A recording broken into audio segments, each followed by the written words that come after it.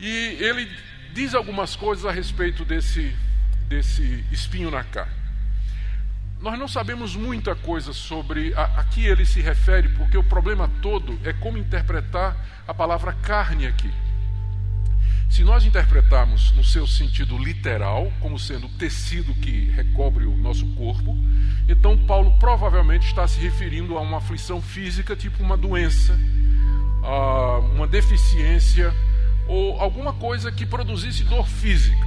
Mas o problema é que a palavra carne, sarx no grego, ela é usada não somente para corpo físico, mas ela é usada para se referir à personalidade humana, à existência humana, sem necessariamente a existência física.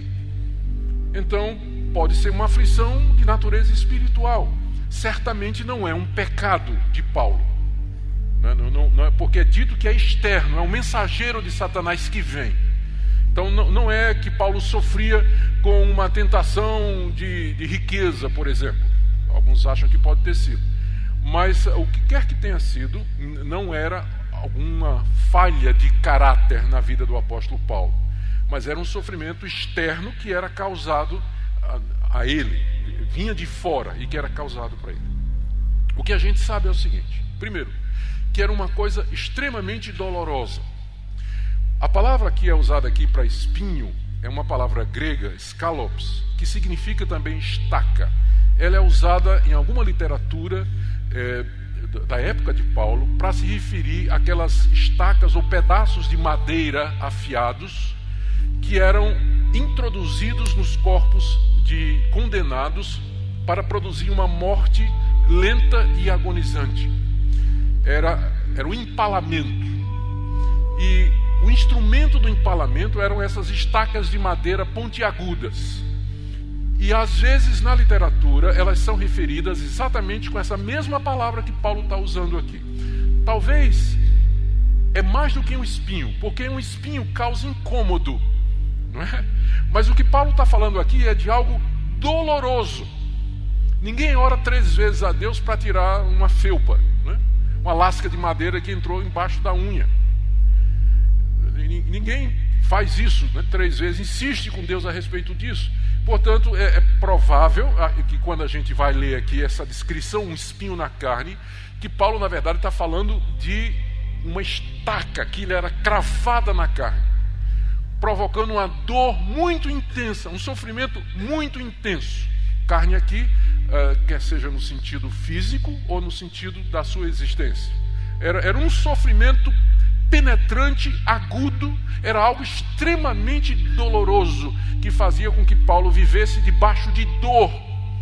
E isso fazia 14 anos, porque quando ele está falando aqui, ele está falando de uma forma que dá a entender que aquela estaca nunca foi retirada.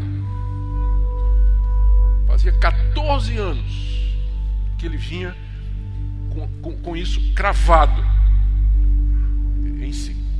Então essa é a primeira coisa que a gente sabe, que o que quer que tenha sido era algo extremamente doloroso. A segunda coisa que a gente pode perceber aqui é que era também algo que humilhante, que humilhava o apóstolo Paulo, porque ele diz que esse mensageiro de Satanás, já vou falar sobre isso, ele foi mandado para o esbofetear. O bofete que é mencionado aqui não é o murro, né, que você dá direto na cara da pessoa, mas que alguns dão, né, direto na cara da pessoa. Mas é aquele tapa que você dá com as costas da mão. É um tapa de desprezo. Quando se quer humilhar alguém ou desprezar alguém, você bate no rosto com as costas da mão. Então é esse tipo de bofete que Paulo está se referindo aqui, quando ele diz: esse mensageiro de Satanás que me foi dado para me esbofetear. Não é que era um anjo pugilista, não é? Mas era um anjo que vinha desprezar o apóstolo Paulo, humilhá-lo. Era assim que ele se sentia com aquele espinho na carne. Algo extremamente doloroso, algo humilhante que acontecia com ele, que o deixava quebrado, por assim dizer.